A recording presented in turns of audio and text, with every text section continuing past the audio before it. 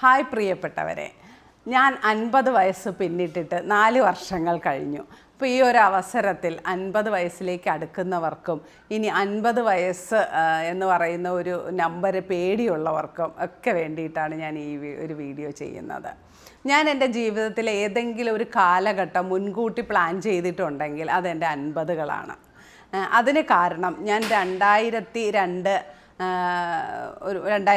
ആ ഒരു കാലഘട്ടത്തിൽ സൗദി അറേബ്യയിലെ കിങ് ഫഹദ് ആർമഡ് ഫോഴ്സിൻ്റെ ഡേ കെയറിൽ ജോലി ചെയ്യുന്ന സമയത്ത് എൻ്റെ സൂപ്പർവൈസറായിരുന്ന ഫൈസ എന്ന് പറയുന്ന ഒരു സിറിയക്കാരി, അവരുടെ ഹസ്ബൻഡ് സൗദിയാണ്. അങ്ങനെ അവർ സൗദി സിറ്റിസൺഷിപ്പ് വാങ്ങി സൗദി അറേബ്യയിൽ ജിദ്ദയിൽ സെറ്റിൽഡായ ഒരു സ്ത്രീയാണ്. അപ്പോൾ ഒരു കേരളത്തിൽ ജനിച്ച് വളർന്ന എനിക്ക് ഒരു 50 വയസ്സുള്ള സ്ത്രീകളെന്ന് പറയുന്നത് അന്നത്തെ കാലഘട്ടത്തിൽ ഞങ്ങളെ ബോഡിയും ഷെയിം ചെയ്യുന്ന, ഞങ്ങളെ ഇറിറ്റേറ്റ് ചെയ്യുന്ന, അതായത് ടീനേജേഴ്സിനെ ഇറിറ്റേറ്റ് ചെയ്യുന്ന ആൾക്കാരാണ്. അപ്പോൾ ഈ 50 വയസ്സുകാരെ ഒരു 30കളുടെ തുടക്കമാണ് എനിക്ക്. തുടക്കത്തിലുള്ള ഒരാളെന്നുള്ള രീതിയിൽ അവരെ ഞാൻ ആദ്യമായിട്ട് കാണുമ്പോൾ എനിക്ക് വളരെ അതിശയം തോന്നി. കാര്യം അവർ സ്കേർട്ടും ഷർട്ടും, അതായത് ഞാനിപ്പോൾ പൊതുവെ യൂസ് ചെയ്യുന്ന ഒരു കോസ്റ്റ്യൂം എന്ന് പറയുന്നത് ശരിക്കും ഈ ഫൈസയുടെ ഒരു കോസ്റ്റ്യൂമിൻ്റെ ഒരു കോപ്പിയാണ്. അതുപോലെ ഹെയർ എൻ്റെ പോലെയാണ് അവരുടെ ഹെയർ. മൈലാഞ്ചി ഇട്ടവർ ഏതാണ്ടൊരു റെഡിഷ് കളറിലാണ് അവർ ഹെയർ ചെയ്തിരിക്കുന്നത്.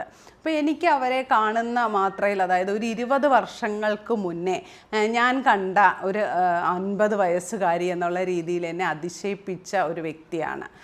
പിന്നെ അവരുടെ ലൈഫ് എനിക്ക് വളരെ അടുത്തറിയാൻ സാധിച്ചു. വരെ ഞങ്ങൾ ഒന്നിച്ച് കുറച്ച് വർഷങ്ങൾ ജോലി ചെയ്തിട്ടുണ്ട്. അപ്പം അവരുടെ ലൈഫ് എന്നെ വല്ലാതെ സ്വാധീനിച്ചിട്ടുണ്ട്. അത് അവർ ഒറ്റയ്ക്ക് ജീവിക്കുന്ന, അവരുടെ ഹസ്ബൻഡ് മരിച്ചുപോയി, 4 ആൺമക്കളാണ്.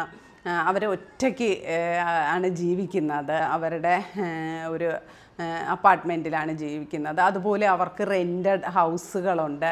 അവർക്ക് സാലറി കൂടാതെ നല്ല ഇൻകം അവർ അന്നത്തെ കാലഘട്ടത്തിൽ പോലും അവർ ഒരു ബിസിനസ് എന്നുള്ള രീതിയിൽ അവർ വീട് അപ്പാർട്ട്മെൻറ്റ് പോലെ ആക്കി റെൻറ്റിന് കൊടുത്തിട്ടുണ്ട്. അപ്പം ആ ഒരു അവരെ അടുത്തറിയുന്ന സമയത്ത് അന്ന് എനിക്ക് 30കളുടെ തുടക്കമാണ് പ്രായമെങ്കിൽ പോലും ഞാൻ അന്ന് ചിന്തിച്ചിരുന്നു എൻ്റെ 50കളിൽ എനിക്കൊരു ഫൈസയെ പോലെ ജീവിക്കണമെന്നുള്ളത്. കാര്യം ആ സമയത്തെ എൻ്റെ വിവാഹ ജീവിതമൊക്കെ എനിക്കറിയാമായിരുന്നു. അത് ഫുൾ സ്റ്റോപ്പിലേക്ക് നീങ്ങും എന്നുള്ളത് എനിക്ക് 100% ഉറപ്പായിരുന്നു.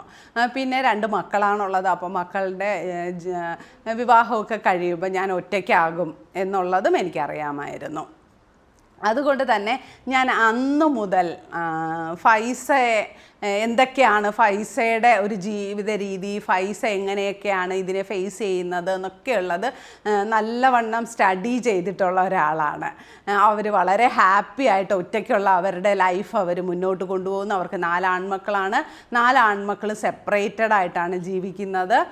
വല്ലപ്പോഴും എന്താവശ്യത്തിന് അമ്മ വിളിച്ചാൽ ഓടി വരുന്ന മക്കളാണ്. അതിൻ്റെ കാരണവും ഫൈസ എന്ന് പറയുന്ന സ്ത്രീ ഒരിക്കലും ഈ മക്കളെ ആവശ്യമില്ലാതെ ഒരു കാര്യത്തിന് ഡിപ്പെൻഡ് ചെയ്യില്ല.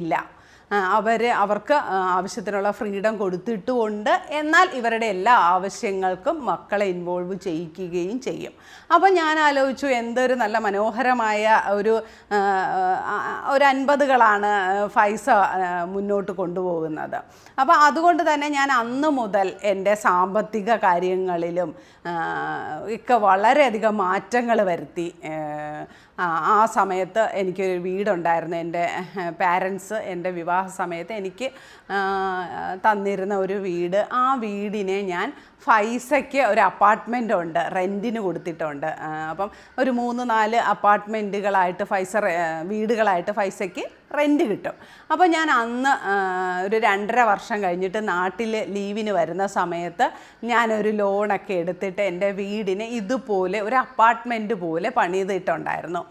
ഒരു 3-4 പേർക്ക് വാടകയ്ക്ക് കൊടുത്ത് അതിൽ നിന്നൊരു ഇൻകം കിട്ടുകയും എനിക്ക് ഒറ്റയ്ക്കാണെങ്കിൽ പോലും അതിലൊരു അപ്പാർട്ട്മെൻറ്റിൽ താമസിക്കാൻ പാകത്തിൽ ഞാൻ അന്ന് വർഷങ്ങൾക്ക് മുന്നേ ഞാനൊരു ലോൺ എടുത്ത്, ആ ലോണ് ആക്ച്വലി നെക്സ്റ്റ് ഇയറാണ് എനിക്ക് തീരുന്നത്. അങ്ങനെ ഞാനൊരു ലോൺ എടുത്ത് ഒരു വീട്, ഒരു അപ്പാർട്ട്മെൻറ്റ് പോലെ ഒരു വീട്, ഇന്ന് ഞാൻ അവിടെ അല്ല താമസിക്കുന്നത്, എന്നിരുന്നാൽ പോലും എനിക്ക് ഇന്ന് വെറുതെ ഇരുന്നാൽ എൻ്റെ ജീവിതത്തിനുള്ള എല്ലാം ആ ഒരു വീടിൽ നിന്ന് എനിക്ക് ഇന്ന് കിട്ടുന്നത് അന്ന് ഞാൻ പൈസയെ കോപ്പി അടിച്ചുകൊണ്ട് അന്ന് ചെയ്ത ആ ഒരു കാര്യത്തിൽ നിന്നാണ്.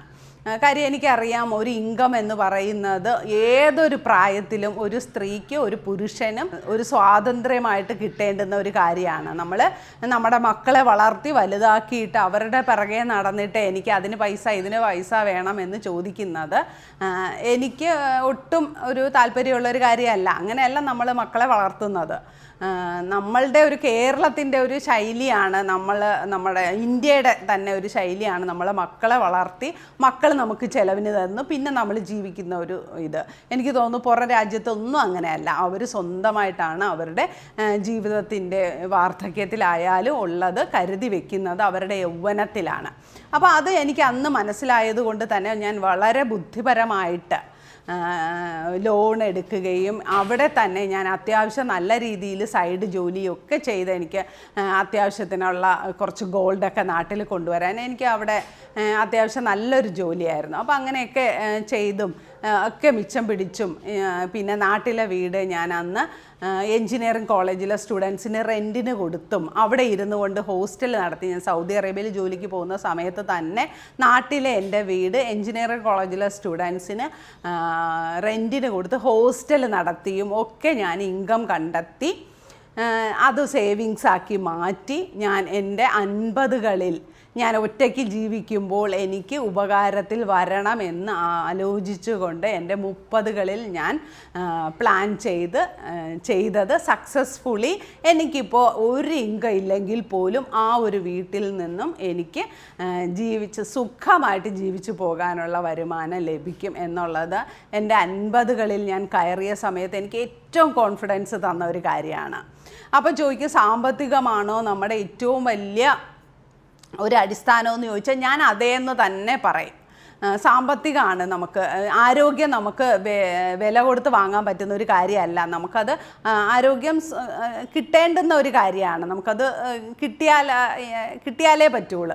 നമുക്ക് പൈസ ഉണ്ടെങ്കിൽ ബാക്കി കാര്യങ്ങളൊക്കെ വില കൊടുത്ത് വാങ്ങാൻ സാധിക്കും. ഈവൻ ആരോഗ്യമാണെങ്കിൽ പോലും നമുക്ക് മന്ത്ലി ചെക്കപ്പ് ചെയ്യണമെങ്കിൽ, നമുക്കൊരു അസുഖം വന്നാൽ ട്രീറ്റ്മെൻറ്റിന് പോകണമെങ്കിൽ നമുക്ക് ഈ പൈസ ഉണ്ടെങ്കിലേ സാധിക്കുകയുള്ളൂ. അപ്പോൾ പൈസ തന്നെയാണ് ഒരു 50ൽ കടക്കുന്ന ഒരാൾക്ക് അടിസ്ഥാനപരമായിട്ട് വേണ്ടുന്ന ഏറ്റവും പ്രധാനപ്പെട്ട കാര്യമെന്ന് ഞാൻ ഉറച്ചു വിശ്വസിക്കുന്നു. ഒരുപാട് പേര് പറയാറുണ്ട്, എൻ്റെ ഏജിലുള്ള പലരും പറയാറുണ്ട്, പൈസയുള്ള സമയത്ത് എല്ലാവർക്കും എന്നെ വേണമായിരുന്നു, ഇപ്പോൾ എൻ്റെ പൈസ ഇല്ല അതുകൊണ്ട് എന്നെ ആർക്കും വേണ്ട എന്ന്. അപ്പോൾ നമ്മൾ തന്നെ നമ്മളെ ഒന്ന് അനലൈസ് ചെയ്ത് നോക്കിയാൽ എനിക്ക് തോന്നിയിട്ടുള്ള ഒരു കാര്യം, എൻ്റെ ലൈഫിൽ എനിക്ക് പൈസ ഇല്ലാത്ത കാലഘട്ടവും ഉണ്ടായിട്ടുണ്ട്, പൈസയുള്ള സമയങ്ങളും ഉണ്ടായിട്ടുണ്ട്. ഈ പൈസ ഇല്ലാത്ത എന്നെ സത്യം പറഞ്ഞാൽ എനിക്ക് പോലും ഇഷ്ടമല്ല. കാര്യം എന്താണെന്ന് വെച്ചാൽ പൈസ ഇല്ലാത്ത ഞാൻ പെട്ടെന്ന് ദേഷ്യം വരും. നമുക്ക് പൈസ ഇല്ലാത്തപ്പോൾ നമ്മളത് മെൻ്റലി നമ്മൾ ഇല്ലായ്മ മനസ്സിലേക്ക് എടുത്തിട്ട് അയ്യോ എനിക്ക് പൈസ ഇല്ല എന്നുള്ള ആ ഒരു ഇത് നമുക്ക് മാനസികമായിട്ട് നമുക്ക് ഉണ്ടാകും. അപ്പോൾ നമ്മളവിടെ ആരെങ്കിലും ഒരാൾ നമ്മളോട് പൈസയുള്ള സമയത്ത് പെരുമാറുന്ന അതേ ടോണിൽ തന്നെ പൈസ ഇല്ലാത്ത സമയത്ത് പെരുമാറിയാലും നമുക്ക് തോന്നും നമുക്ക് പൈസ ഇല്ലാത്തത് കൊണ്ടാണ് അവരിങ്ങനെ പെരുമാറുന്നതെന്ന്. നമ്മൾ അതിനെ ഇരട്ടിയായിട്ട് മനസ്സിലേക്ക് എടുക്കും. അതുകൊണ്ടാണ് അങ്ങനെ തോന്നുന്നത്. അത് ഒരിക്കലും മറ്റുള്ളവരുടെ കുറ്റമല്ല, നമ്മൾ തന്നെ നമ്മളുടെ മാനസികാവസ്ഥ പൈസ ഇല്ലാത്തൊരവസ്ഥയിൽ ചിന്തിക്കുന്നതുകൊണ്ടാണ് നമുക്ക് അങ്ങനെ തോന്നുന്നതെന്ന് എനിക്ക് തോന്നിയിട്ടുണ്ട്. കാര്യം എനിക്കും അങ്ങനെ പൈസ ഇല്ലാത്ത സമയത്ത് എന്നെ ചെറുതായിട്ട് ആരെങ്കിലും എന്തെങ്കിലും ഒരു തമാശ പറഞ്ഞാൽ, കളിയാക്കിയാൽ അത് ഏറ്റെടുക്കാനുള്ള ഒരു മാനസികാവസ്ഥ പൈസ ഇല്ലാത്ത എനിക്കില്ല. അതേസമയം പൈസയുള്ള എനിക്കാണെങ്കിൽ എന്ത് വിമർശനവും നേരിടാനുള്ള ഉറച്ച കോൺഫിഡൻസ് ഉണ്ടാവും. ഇപ്പോൾ പോലും ഞാൻ ഈ യൂട്യൂബ് വീഡിയോ എടുക്കുന്ന എനിക്കൊരു വിമർശനം വന്നാലും എനിക്ക് നേരിടാനുള്ള മനഃശക്തി ഉണ്ട്. എന്തുകൊണ്ടെന്ന് വെച്ചാൽ ഞാൻ അത്യാവശ്യം സാമ്പത്തികമായിട്ട് അടിസ്ഥാനമുള്ള ഒരാളായതുകൊണ്ടാണ്. അല്ല എങ്കിൽ ഞാൻ പതറിപ്പോകും. അതെൻ്റെ ആ ഒരു അവസ്ഥയാണ്.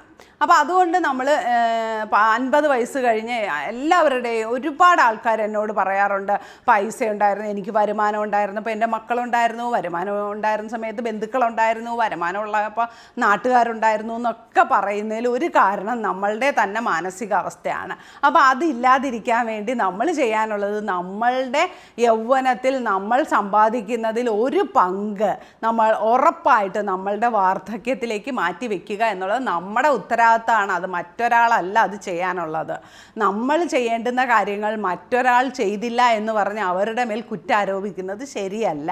അപ്പം നിങ്ങളൊരു 30-ലോ 20-ലോ 40-ലോ ഒക്കെ ജീവിക്കുന്ന ഒരാളാണെങ്കിൽ ഉറപ്പായിട്ട് നിങ്ങളുടെ ഉത്തരവാദിത്തമാണ് നിങ്ങൾ 50-കളിലേക്കും 60-കളിലേക്കും കടക്കുമ്പോൾ നിങ്ങൾക്ക് വേണ്ടുന്ന ധാന്യം സൂക്ഷിച്ചു വെക്കുക എന്നുള്ളത്. അത് വേറൊരാൾ തരുമെന്ന് ചിന്തിക്കുന്നത് വിഡ്ഢിത്തമാണ്. അങ്ങനെ ചെയ്യാതിരിക്കുക. അപ്പം ഞാൻ അങ്ങനെ ചെയ്യാത്ത ഒരാളായതുകൊണ്ട് ഞാൻ ഇന്ന് വളരെ സന്തോഷത്തോടെ എൻ്റെ 50-കൾ നടന്നു പൊയ്ക്കൊണ്ടിരിക്കുന്നു. പിന്നെ രണ്ടാമത്തെ കാര്യം, നമുക്ക് സ്വാഭാവികമായിട്ട് 50-കൾ അല്ല, ഒരു സ്ത്രീ എന്നുള്ള രീതിയിൽ എനിക്ക് നേരിട്ട ഒരു പ്രശ്നം നമ്മുടെ മെനപ്പോസ് ടൈമാണ്. നമ്മുടെ 50-കളിലെ തുടക്കം എന്ന് പറയും. നമ്മൾ 50-കളിൽ കയറുമ്പോൾ നമ്മൾ ആദ്യം ഫേസ് ചെയ്യുന്നത് ആ ഒരു അവസ്ഥയാണ്. അപ്പോൾ എനിക്ക് ഈ ആർത്തവ വിരാമം എന്ന് പറയുന്നത് എന്തുകൊണ്ട് വലിയ ബുദ്ധിമുട്ടുകളൊന്നും തരാത്ത ഒരു കാലഘട്ടമായിരുന്നു. എനിക്ക് ആകെ ഉണ്ടായിരുന്നത് വല്ലാത്ത ചൂട് അനുഭവപ്പെടുക, പിന്നെ തളർച്ച, ക്ഷീണം, അത്തരം കാര്യങ്ങളൊക്കെ കുറച്ച് കൂടുതലായിട്ട് വന്നിട്ടുണ്ടായിരുന്നു. അല്ലാണ്ട് അത് ആർത്തവ വിരാമം എന്നെ വല്ലാണ്ടൊന്നും ബുദ്ധിമുട്ടിച്ചിട്ടില്ല.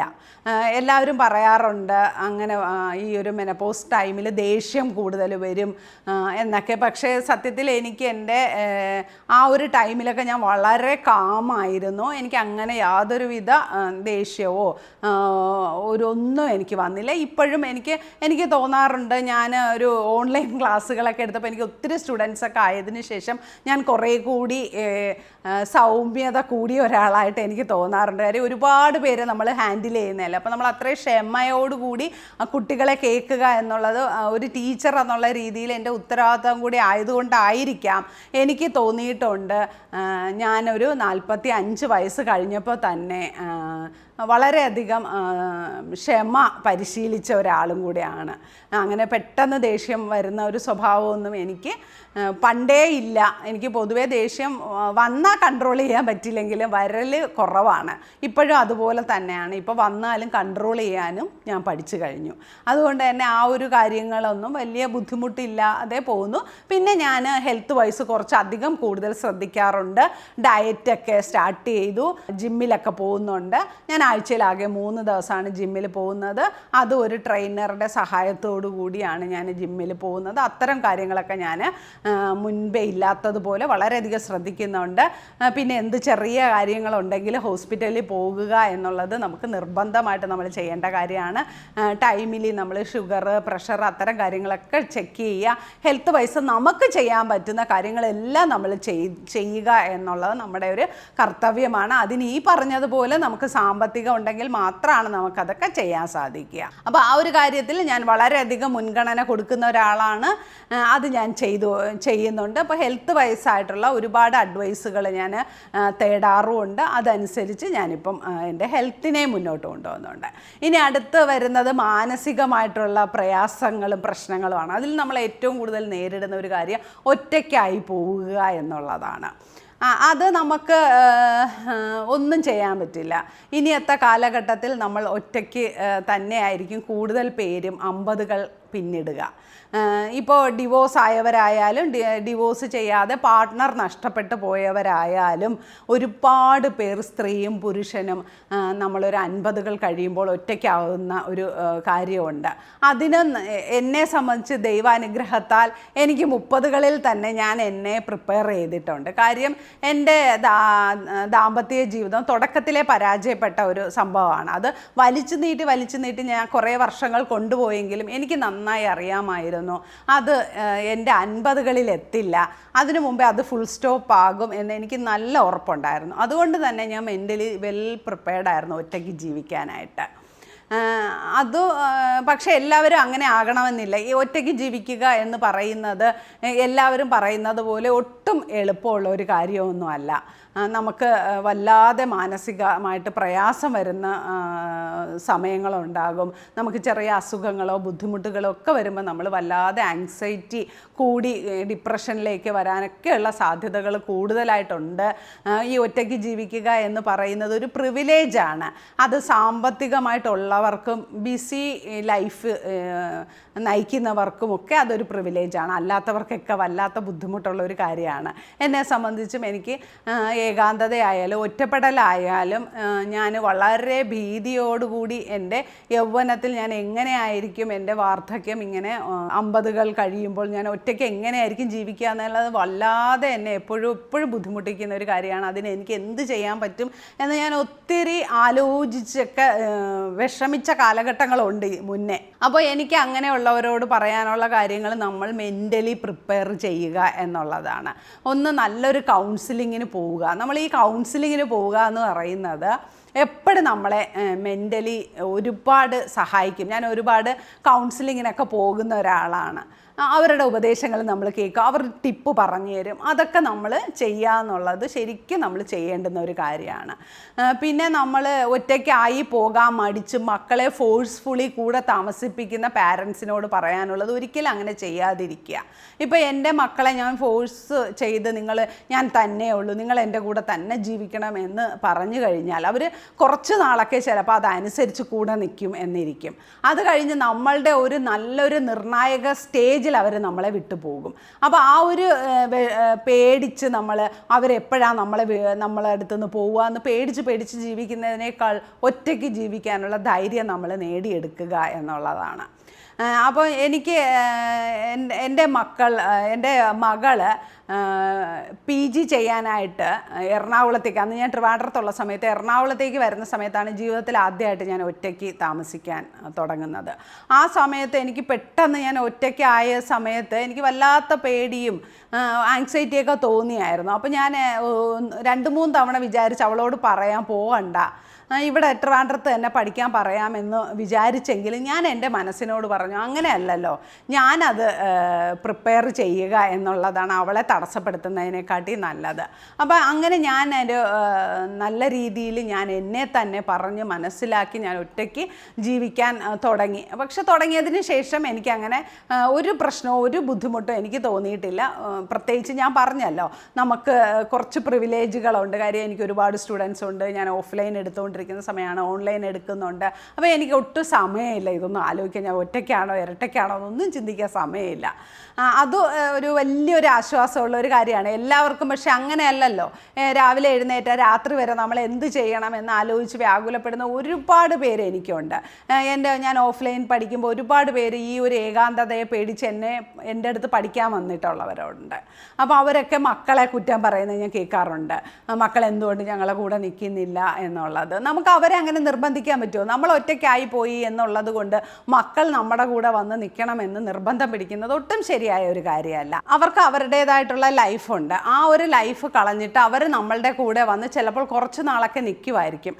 അത് കഴിയുമ്പോൾ അവർ തന്നെ ഒരു കാലഘട്ടത്തിൽ പറഞ്ഞു തുടങ്ങും, അമ്മ അല്ലെങ്കിൽ അച്ഛൻ കാരണമാണ് എൻ്റെ കരിയറിന് ഇങ്ങനെ ഒരു തടസ്സം വന്നത് എന്നൊക്കെയുള്ള ആ ഒരു കുറ്റപ്പെടുത്തലുകളും കൂടെ കേട്ടുകൊണ്ടായിരിക്കും നമ്മൾ പിന്നെ ഇനി 60s കടക്കാൻ. അപ്പോൾ അതുകൊണ്ട് തന്നെ അവരെ നമ്മുടെ 50കളിൽ നമ്മൾ അവരുടെ സ്വാതന്ത്ര്യത്തിന് ജീവിക്കാൻ വിടുക എന്നുള്ളതാണ് ഏറ്റവും ബുദ്ധിപരമായ ഒരു തീരുമാനം. അങ്ങനെ ചെയ്യുമ്പോൾ നമുക്ക് കുറച്ചുകൂടി പ്രായമായി നമുക്ക് മക്കളുടെ ആവശ്യം വരുന്ന സമയത്ത് അവർ നമ്മളെ കുറച്ചുകൂടി കെയർ ചെയ്യും. കാര്യം ആ അമ്മയ്ക്ക് ഇപ്പോൾ വയ്യായിരിക്കുക, അച്ഛന് വയ്യായിരിക്കുക, അപ്പോൾ അതുകൊണ്ടായിരിക്കും അച്ഛൻ അങ്ങനെ നമ്മളെ വിളിക്കുന്നത് എന്നൊക്കെയുള്ളത്. അവർ കുറച്ചുകൂടി സീരിയസ് ആയിട്ട് നമ്മുടെ കാര്യങ്ങൾ ചിന്തിക്കാൻ തുടങ്ങും. കാര്യം നമ്മൾ എന്തൊക്കെ പറഞ്ഞാലും നമ്മളുടെ മക്കൾ നമുക്ക് തരുന്ന ധൈര്യം, ആ ഒരു ഇത് ഒരിക്കലും ആർക്കും തരാൻ സാധിക്കില്ല. ഒരു വാർദ്ധക്യത്തിൽ കടക്കുമ്പോൾ നമ്മൾ ഉറപ്പായി നമ്മുടെ മക്കളുടെ സാന്നിധ്യവും അവർ നമ്മളെ ടേക്ക് കെയർ ചെയ്യണം എന്നുള്ളത് നമ്മൾ ജനിച്ച് വളർന്ന ജീവിത രീതി വെച്ച് നമ്മൾ ആഗ്രഹിക്കും. അങ്ങനെ ചെയ്യുന്നതിൽ തെറ്റുമില്ല. പക്ഷേ അതിന് മക്കൾക്ക് നമ്മൾ അതിൻ്റേതായ സ്പേസ് കൊടുക്കണം. അല്ലാതെ നമുക്ക് എപ്പോഴും എപ്പോഴും നമ്മൾ അവരെ ശല്യം ചെയ്യാൻ പാടില്ല. നമ്മളുടെ ഒരു അത്യാവശ്യത്തിന്, ഒരു ആവശ്യത്തിന് നമ്മളെ മക്കളെ വിളിക്കുന്നതിനോ അതിന് അവരാവശ്യമായിട്ടുള്ള സാമ്പത്തികമായിട്ടും ശാരീരികമായിട്ടുള്ള ഹെൽപ്പ് ചെയ്യുന്നതിനും ഒരു പ്രശ്നവും ഇല്ല. പക്ഷേ ചില പാരൻസ് ഉണ്ട് എന്തിനും ഏതിനും മക്കളെ ഡിപ്പെൻഡ് ചെയ്യുന്നത് കാണാറുണ്ട്. അവർക്ക് അവരുടെ കരിയർ ഇല്ലേ, അവരുടെ കരിയറിൻ്റെ പീക്കിൽ നിൽക്കുന്ന സമയത്ത് നമ്മൾ ചെറിയ ചെറിയ കാര്യങ്ങൾക്ക് അവരെ ബുദ്ധിമുട്ടിപ്പിക്കുന്നത് ശരിയല്ല. നമ്മളെ കൊണ്ട് ചെയ്യാൻ സാധിക്കുന്ന, നമ്മൾക്ക് മറ്റൊരാളുടെ ഹെൽപ്പോടുകൂടി ചെയ്യാൻ സാധിക്കുന്ന ഒരു കാര്യത്തിനും മക്കളെ ബുദ്ധിമുട്ടിപ്പിക്കാതിരിക്കുക എന്നുള്ളതാണ്. നമുക്ക് മക്കൾ ചെയ്തു തരേണ്ട കാര്യങ്ങൾക്ക് മാത്രം അവരുടെ സഹായം ചോദിച്ചു കഴിഞ്ഞാൽ അവരതിനെ വളരെ ഇമ്പോർട്ടൻ്റോടുകൂടി സ്വീകരിക്കും. അങ്ങനെ ചെയ്യാം. പിന്നെ കുറച്ച് പേരുണ്ട് മറ്റുള്ളവരോട് മക്കളുടെ പരാതികൾ പറയുന്നത്. എനിക്ക് പരിചയമുള്ള ഒരു ആൾ, അയാളുടെ മകൻ ഗൾഫിലാണ്. അപ്പോൾ മകന് പൈസ എന്തോ അയക്കാൻ കുറച്ചൊന്ന് വൈകി. ഇയാൾ നാട്ടുകാരനെ കണ്ടപ്പോൾ മകൻ്റെ കാര്യം ചോദിച്ചപ്പോൾ അവനിപ്പോൾ ഞങ്ങൾക്ക് പൈസയൊന്നും തരാറില്ല അങ്ങനെയാണെന്നുള്ള സ്വാഭാവികമായിട്ട് നമ്മൾ ഈ വിഷമത്തിലിരിക്കുന്ന സമയത്ത് മറ്റൊരാൾ നമ്മളെ കാണാൻ വരുമ്പോൾ നമ്മൾ ആ ഒരു മൊമെൻറ്റിൽ നമുക്ക് തോന്നുന്ന കാര്യം നമ്മൾ പറയും. പക്ഷേ ഇയാൾ എന്ത് ചെയ്തു, ഈ നാട്ടുകാരൻ എന്ത് ചെയ്തു, 1-2 വർഷങ്ങൾ കഴിഞ്ഞിട്ട് ഈ മകനെ കണ്ടപ്പോൾ നീ ഇപ്പം അച്ഛനും ചിലവിനൊന്നും കൊടുക്കാറില്ല അല്ലേ, നീ അച്ഛനെ അമ്മേനെ ഒന്നും നോക്കാറില്ല അല്ലേ എന്ന് പറഞ്ഞ് കുറ്റപ്പെടുത്തി. അപ്പം അങ്ങനെ ചെയ്യുന്ന ഒരു സമയത്ത് ഈ മകൻ ചിലപ്പം ആ മകൻ ചെയ്യുന്ന ഒരാളായിരിക്കാം, ആ സമയത്ത് എന്തെങ്കിലും ബുദ്ധിമുട്ടുകൾ കാരണം ചെയ്യാൻ പറ്റാതെ വന്നതായിരിക്കാം. പക്ഷേ ഇത് കേൾക്കുമ്പോൾ ചെയ്തുകൊണ്ടിരിക്കുന്ന മക്കൾക്ക് പിന്നെ ചെയ്യാനായിട്ടുള്ള ഒരു മൂഡ് നഷ്ടപ്പെടും. അപ്പോൾ നമ്മൾ ഒരിക്കലും നമ്മളുടെ മക്കളെക്കുറിച്ച് ഒരു ആളോടും പരാതി പറയാതിരിക്കുക. അങ്ങനെ ചെയ്യുന്നത് നമുക്ക് വളരെയധികം ദൂഷ്യം ചെയ്യും. ഒരുപാട് പേര് അങ്ങനെ ചെയ്യുന്നത് ഞാൻ കണ്ടിട്ടുണ്ട്, എൻ്റെ ശ്രദ്ധയിൽപ്പെട്ടിട്ടുണ്ട്. എപ്പോഴും മക്കളെ പറ്റി മറ്റുള്ളവരോട് കുറ്റം പറയുന്നത്. ഈ കുറ്റം പറയുന്നവർ അത് കേട്ടിട്ട് ഇവൾ പണ്ട് അല്ലെങ്കിൽ ഇവൻ പണ്ട് ഇവൻ്റെ മാതാപിതാക്കളെ ഇങ്ങനെയൊക്കെയാണ് നോക്കിയതെന്ന് മറ്റൊരാളോട് പറഞ്ഞിട്ട് അങ്ങ് പോകുകയുള്ളൂ. അല്ലാതെ നമ്മളൊന്ന് വീണ് കിടന്നാലോ നമുക്ക് എന്തെങ്കിലും ബുദ്ധിമുട്ട് വരികയോ ഈ പറഞ്ഞ നാട്ടുകാരോ ഈ പറഞ്ഞ കൂട്ടുകാരോ ഒന്നും നമുക്ക് കൊണ്ട് തരില്ല.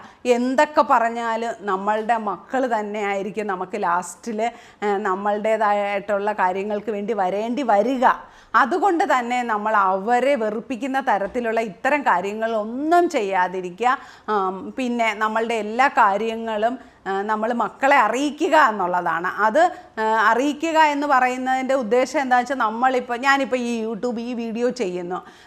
ഈ വീഡിയോയിൽ മക്കൾക്ക് എന്തെങ്കിലും അപമാനകരമായിട്ടുള്ള ഒരു കാര്യം വന്നു കഴിഞ്ഞാൽ നാളെ അവർ യൂട്യൂബ് വീഡിയോ കണ്ടിട്ടാവരുത് അറിയുന്നത്. അപ്പോൾ അങ്ങനെ ഇമ്പോർട്ടൻ്റ് ആയിട്ടുള്ള നമ്മളുടെ കാര്യങ്ങൾ നമ്മൾ മക്കളെ അറിയിക്കുക എന്നുള്ളതിന് അപ്പുറത്തേക്ക് ചില പാരൻസ് ചെയ്യാറുണ്ട്. മക്കളുടെ എല്ലാ കാര്യത്തിലും അനാവശ്യമായിട്ട് ഇടപെടുന്ന ഒരു കാര്യം. നമ്മൾ 50 വയസ്സ് കഴിഞ്ഞാൽ നമ്മൾ തിരിച്ചറിയുക നമുക്ക് 50 വയസ്സായി, നമ്മളുടെ പാരൻറ്റിങ് ഒക്കെ കഴിഞ്ഞു. നമ്മൾ എന്തായാലും 50 വയസ്സായ ഒരാൾക്ക് 20 വയസ്സിന് മുകളിലുള്ള മക്കളായിരിക്കും ഉണ്ടാവുക. നമ്മളുടെ പാരൻറ്റിങ് നമ്മൾ സ്റ്റോപ്പ് ചെയ്യേണ്ട സമയം കഴിഞ്ഞു, നമ്മളത് സ്റ്റോപ്പ് ചെയ്യുക.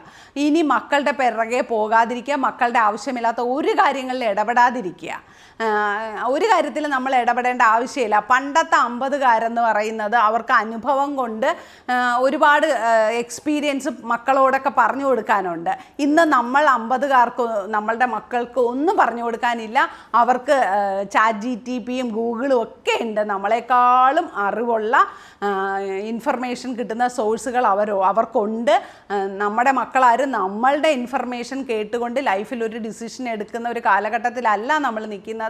അതുകൊണ്ട് തന്നെ മക്കളെ ഉപദേശിക്കുന്ന, നമ്മളുടെ മക്കളോട് ഓരോന്ന് ഇൻസ്ട്രക്റ്റ് ചെയ്യുന്ന അത്തരം കാര്യങ്ങളൊക്കെ നമ്മൾ പെർമനൻ്റ്ലി സ്റ്റോപ്പ് ചെയ്യുക. അവരുടെ ഒരു അനാവശ്യ കാര്യത്തിൽ ഇടപെടാതിരിക്കുക. അവർ വന്ന് ഇങ്ങോട്ട് ചോദിക്കുന്ന സഹായങ്ങൾ ചെയ്തു കൊടുക്കുക എന്നുള്ളത് മാത്രമേ 50 കഴിഞ്ഞ് നമുക്ക് ചെയ്യാനുള്ളൂ. അതുപോലെ മകൻ്റെ ഭാര്യയോട് മരുമകളോട് ഒക്കെ പോരടിക്കുന്നവർ, അവർ നമ്മളെ വീട്ടിൽ നിൽക്കുന്നെങ്കിൽ അത് നമുക്ക് ഒരു അനുഗ്രഹമാണ്. നമ്മളൊന്ന് വീണ് കിടന്നാൽ നമ്മുടെ മകനോ മകളോ നമ്മുടെ കൂടെ ഉണ്ടെങ്കിൽ അത് തീർച്ചയായിട്ടും നമുക്കൊരനുഗ്രഹമാണ്. നമ്മുടെ ആവശ്യമാണ് അവർ നമ്മളുടെ കൂടെ നിൽക്കുക എന്നുള്ളത് കൊണ്ട് തന്നെ നമ്മൾ കുറച്ചൊന്ന് ഒതുങ്ങിക്കൊടുക്കുക, നമ്മൾ ഇച്ചിരി അഡ്ജസ്റ്റ് ചെയ്ത് കൊടുക്കുക. അവർക്ക് വേറെ ദൂരെ എവിടെയെങ്കിലും പോയി താമസിക്കാനുള്ള സൗകര്യങ്ങളുണ്ട്, അതിനുള്ള അവസ്ഥയുണ്ട്. നമുക്ക് നമ്മളുടെ മക്കൾ കൂടെ ഉണ്ട്, അത് വലിയ അനുഗ്രഹമാണ്.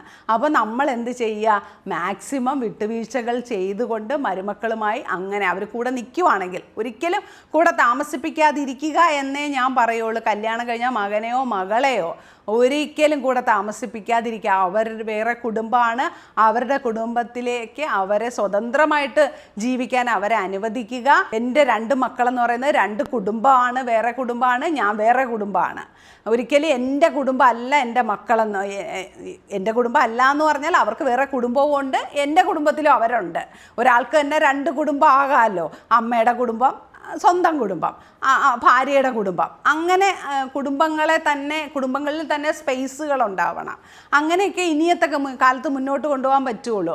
പണ്ട് നമ്മൾ അമ്മ, അച്ഛൻ, മാതാപിതാ, ഗുരു, ദൈവം എന്നാണ് പറഞ്ഞു വന്നതെങ്കിൽ ഇന്ന് അതിൻ്റെ മുമ്പേ സെൽഫ് ലവ് എന്ന് പറയുന്ന വളരെ വിശാലമായ ഒരു കാര്യം കൂടി വന്നിട്ടുണ്ട്. അപ്പോൾ എല്ലാ മനുഷ്യർക്കും ഏറ്റവും വലുത് മാതാപിതാ, ഗുരു, ദൈവം ഒന്നുമല്ല, സെൽഫ് ലവ് ആണ്. എല്ലാ മനുഷ്യരും ഇന്ന് അവരവരെ സ്നേഹിക്കുന്ന ഒരു കാലഘട്ടത്തിലാണ് നിൽക്കുന്നത്. അപ്പോൾ പാരൻസിന് പോലും ഇപ്പുറത്തൊരു വാക്ക് വന്നിട്ടുണ്ട്, ടോക്സിക് പാരൻസ് എന്ന്. അപ്പോൾ നമ്മൾ ഈ ടോക്സിക് പാരൻസും യഥാർത്ഥ പാരൻസും ജെന്യുവൻ പാരൻസും തമ്മിൽ വളരെ ചെറിയ വ്യത്യാസം മാത്രമേ ഉള്ളൂ. അപ്പോൾ നമ്മളൊരു ടോക്സിക് പാരൻ്റ് ആകാതിരിക്കുക. ഒരു കാരണവശാലും നമ്മളുടെ മക്കളുടെ ലൈഫിൽ നമ്മൾ അനാവശ്യമായ ഇടപെടൽ നടത്താതിരിക്കുക. നമ്മളുടെ കാര്യങ്ങൾ നോക്കുക, നമുക്ക് എന്താണോ വേണ്ടത്, നമ്മളുടെ കാര്യങ്ങൾ എന്തൊക്കെയാണ്, നമ്മൾ എന്തൊക്കെ രീതിയിൽ നമ്മളെ എൻ്റർടൈൻ ചെയ്യിക്കുക എന്ന് നോക്കുക. അതുപോലെ നമുക്ക് നമ്മളുടെ കമ്മ്യൂണിറ്റിയുമായിട്ട് ബന്ധപ്പെടുക. ഇനി മതപരമാണെങ്കിൽ അങ്ങനത്തെ കമ്മ്യൂണിറ്റിയിൽ കൂടുതൽ ബന്ധപ്പെടുക. സ്പിരിച്വൽ ലൈഫ് നമ്മൾ മുന്നോട്ട് കൊണ്ടുപോവുക. യോഗ പോലുള്ള കാര്യങ്ങൾ ചെയ്യുക, എക്സസൈസുകളിൽ ചേരുക. അങ്ങനെ നമുക്ക് നമ്മളെ എങ്ങനെ മുന്നോട്ട് കൊണ്ടുപോകാൻ, നമ്മൾ എന്തൊക്കെ നമ്മളിൽ ഇൻവെസ്റ്റ് ചെയ്യണം എന്ന് നോക്കുക. മക്കളെ അവരുടെ വഴിക്ക് വിടുക. നമ്മളായിട്ട് ജീവിക്കാൻ, ഇനി മുന്നോട്ട് ജീവിക്കാനായിട്ട് നമുക്ക് എന്തൊക്കെ വഴികളുണ്ട് എന്ന് തിരക്കുക. അങ്ങനെ നമ്മളുടെ ഈ ഒരു ലൈഫ് എൻജോയ് ചെയ്ത് മുന്നോട്ട് ജീവിക്കൂ. വളരെ സുഖമാണ് ഒറ്റയ്ക്ക് ജീവിക്കുന്നത്. നമ്മളിങ്ങനെ പ്ലാൻ ചെയ്ത് ജീവിച്ച് കഴിഞ്ഞാൽ നമുക്ക് വളരെ സന്തോഷകരമായ ഒരു 50കളും 60കളും ഒക്കെ നമുക്ക് കിട്ടും.